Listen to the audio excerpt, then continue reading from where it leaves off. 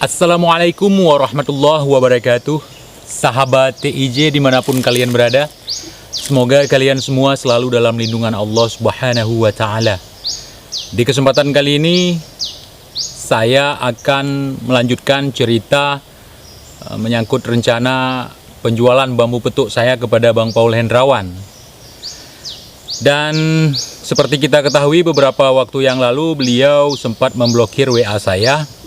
Dan tadi pagi jam 3 pagi beliau sudah membukanya dan kami sudah ada komunikasi menyangkut rencana saya akan membawa bambu ke Jogja, teman-teman ya. Dan dalam hal ini beliau juga bersedia membuat surat pernyataan tentang keseriusan untuk membeli bambu petuk milik saya. Jadi dalam hal ini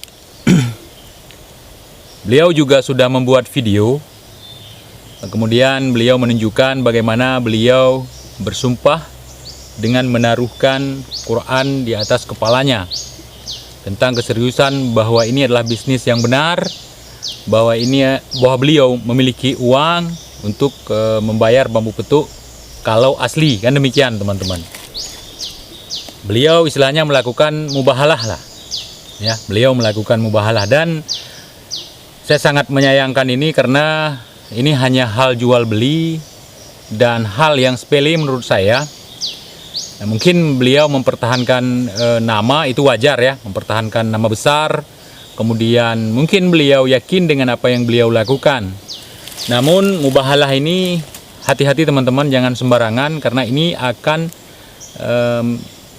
terjadi sesuatu atas tubuh kita akibat kalau kita bersumpah dengan palsu, teman-teman. Dan dalam hal ini itu bukan masalah bagi saya, itu sesuatu yang dilakukan dengan kesadaran oleh Bang Paul. Dan pertanyaannya, apakah saya percaya dengan sumpah yang seperti ini? Saya tentu percaya ketika seseorang bersumpah, apalagi meletakkan Al-Quran di atas kepalanya. Namun ada sumpah lain juga yang sangat kuat juga secara syariat, yaitu bersumpah dengan nama Allah, apalagi menambahkan Rasulullah di depannya. Misalnya, aku bersumpah atas nama Allah dan Rasulullah, seperti itu. Dan seperti misalnya kita bersumpah demi Allah dan Rasulullah juga kuat ya teman-teman ya. Wallahi misalnya, itu sumpah yang kuat. Dan sumpah itu pernah Bang Paul lakukan pada saat membuktikan bambu petuk berasap. Yang terakhir beliau mengatakan bahwa itu hanya akal-akalan Ki Ageng, padahal waktu itu Bang Paul yang bersumpah. Dan tidak heran di kalangan elit kita juga saat pelantikan itu ada sumpah dengan menggunakan kitab suci. Dan tidak sedikit oknum pejabat yang melanggar sumpah tersebut. Dan banyak sekali contoh di Indonesia sumpah-sumpah yang seperti itu, kemudian kita lihat apa yang akan terjadi dalam kehidupan mereka. Dan sebenarnya ini tidak perlu kita bahas. Dan sebenarnya masalah jual beli ini sangat simpel, tidak usah berbelit-belit. Seperti cerita kemarin-kemarin itu, Bang Paul dari ujung barat sampai ujung timur mencari bambu petuk yang asli, yang alami. Kemudian beliau akan mendatangi untuk memaharkan kalau memang sesuai dari kriteria yang beliau sebutkan. Jadi ini ceritanya malah jadi ruwet teman-teman ya. Jadi bambu petuk rencananya mau dibeli sama Bang Paul. Beliau akan datang kemari atau menyuruh saya ke Jogja seperti waktu-waktu yang lalu. Nah, waktu itu beliau meminta saya untuk datang ke Jogja dengan alasan saya nggak bisa walaupun dikasih uang transport 100 juta. Dengan alasan keamanan bambu petuk, kan seperti itu teman-teman. Dan alasan lainnya, itu cuma alasan, kan begitu. Kemudian saya mengundang Bang Paul kemari dengan alasan tertentu juga. Beliau menjawab beliau tidak bisa ke Aceh dengan alasan keamanan.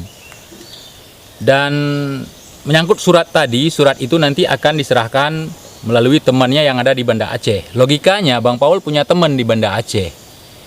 Kenapa Bang Paul tidak tanya tentang keamanan di Aceh seperti apa? Logikanya seperti itu teman-teman ya. Kemudian beliau niat baik, kenapa beliau harus berbelit-belit, kenapa tidak langsung datang ke Aceh. Oke, selesai di situ. Kemudian saya membuat statement bahwa saya yang akan datang ke Jogja. Tentunya beliau akan membayar di sana kalau asli. Nah, mungkin saya akan datang ke sana, atau bisa jadi saya juga berdalih membuat alasan saya tidak bisa datang ke sana karena di sana lagi ada corona dan sebagainya. Bisa jadi seperti itu.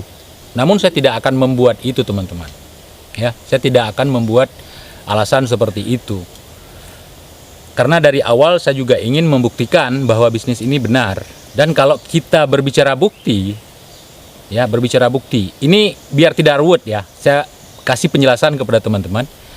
Bang Paul kemarin mau datang ke Aceh asal saya membayar ke Big Boss 60 juta. Saya membayar ke Big Boss 60 juta, teman-teman. Beliau akan datang kemari. Kenapa ketika saya bayar 60 juta, beliau akan datang kemari, mau datang kemari, tidak ada alasan keamanan. Tentunya mereka akan menjawab bahwa dalam bisnis ini ada aturan. Ada aturan yang mengikat mereka. Secara Bang Paul hanya karyawan, kan seperti itu. Nah, ketika saya mengupload hasil chat saya dengan Bang Paul menyangkut uang 60 juta itu, Bang Paul seolah-olah marah kenapa saya harus mempublikasi itu. Seolah-olah beliau tidak senang dengan cara yang seperti itu. Kalau memang bisnis ini benar, ini logika bisnis ya, kalau memang ini bisnis benar, kemanapun kita datangi, kemudian aturan apapun yang ada di dalam perusahaan, atau ini bukan perusahaan, tentunya kita akan mempublikasikan mekanisme bagaimana cara bekerja. Misalnya saya mau ke daerah, saya harus dibayar sekian untuk transport karena takutnya nanti barang palsu. Silahkan dipublikasi. Kenapa tidak? Kenapa tidak mengakuinya kalau memang itu benar? Seperti itu kira-kira, teman-teman. Dan selama ini Bang Paul mengatakan tidak ada uang klaim, dan saya mengatakan ada uang klaim, dan saya sudah buktikan bahwa uang klaim itu ada untuk saya. Untuk yang lain saya belum tahu, dan ada 1-2 yang mungkin ada seperti itu, teman-teman ya. Oke, kalau saya ke Jogja ini ya, kalau sudah ada surat itu, kemudian persyaratan yang saya berikan di video kemarin terakhir yang saya mengatakan saya akan ke Jogja, bukan untuk popularity, bukan untuk agar viewernya banyak, bukan. Memang saya ada niat seperti itu, silaturahmi ke sana, membawa bambu ke sana, teman-teman. Namun ketika saya melihat bagaimana ini terlalu ribet, siapa yang benar, siapa yang salah, ini saya jadi bingung, ya. Tapi kita akan datang, teman-teman. Saya mengatakan ini bukan berarti saya tidak akan datang, kan begitu. Jadi ini seolah-olah ini seperti apa ini bisnis ini?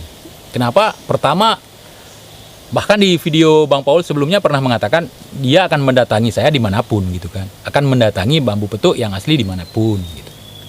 Tapi ternyata kenapa seperti ini gitu? Kalau misalnya teman-teman jadi yang punya barang ini, bingung nggak dengan bisnis yang seperti ini? Ada apa sebenarnya ini? Oke, nanti kita lanjutkan lagi. Saya tunggu dulu surat yang akan dibuat, surat pernyataan yang akan dibuat oleh Bang Paul. Dan alhamdulillah beliau mau membuat surat itu. Beliau mau menunjukkan keseriusan beliau untuk membeli bambu petuk asli. Nanti setelah itu kita bahas lagi seperti apa, teman-teman. Dan saya berharap untuk sahabat TIJ, Paul Lovers, dan teman-teman lainnya yang sudah mengikuti pembicaraan kita di video YouTube, semoga tidak saling berbenturan, saling menghargai dan sebagainya. Jangan saling memprovokasi, teman-teman. Jadi menyangkut saya sedikit lantang dan segala macam, memang inilah saya, seperti ini saya. Saya tidak bisa menjadi orang lain dimanapun dan kapanpun, teman-teman. Nah, jadi saya sedikit geram juga, saya minta maaf kepada teman-teman yang menonton. Kemarin-kemarin mungkin bahasa saya tidak beretika menurut sebagian teman-teman yang ada di Pulau Jawa ya. Saya mengakui bahwa bahasa saya memang sedikit kasar bagi teman-teman yang ada di Jawa, karena secara dialek kita akan berbeda, teman-teman. Kita berbeda. Nah, jadi tidak lemah lembut, tidak ini, tidak itu. Saya tidak bisa seperti itu karena inilah saya, teman-teman. Nah, jadi menyangkut rencana saya ke sana, kita tunggu dulu surat dari Bang Paul kemari. Sampai di sini, seperti di video saya itu, nanti saya akan ikut temannya Bang Paul sekalian ke Jogja. Jadi seperti itu. Jadi kalau misalnya Bang Paul tidak ke Aceh, saya tidak ke Jogja, pertemuan ini tidak akan ada, kejelasan ini tidak akan ada. Yang ada ruwet terus, teman-teman saling caci maki saya lihat di komen. Gara-gara kami tentunya. Oke, semoga klarifikasi dari saya hari ini bermanfaat. Dan sedikit lagi, kemarin Bang Paul bukan tidak menjawab saya, bukan tidak membalas video saya, karena beliau sedang sibuk ngurus corona, kata beliau ya, kata beliau teman-teman. Kata beliau, mungkin ini aja yang bisa saya sampaikan kepada kalian menyangkut tentang kelanjutan cerita kemarin, rencana saya menjual bambu petuk kepada Bang Paul. Semoga ini bermanfaat untuk kita semua, semoga ini berkah. Wassalamualaikum warahmatullahi wabarakatuh.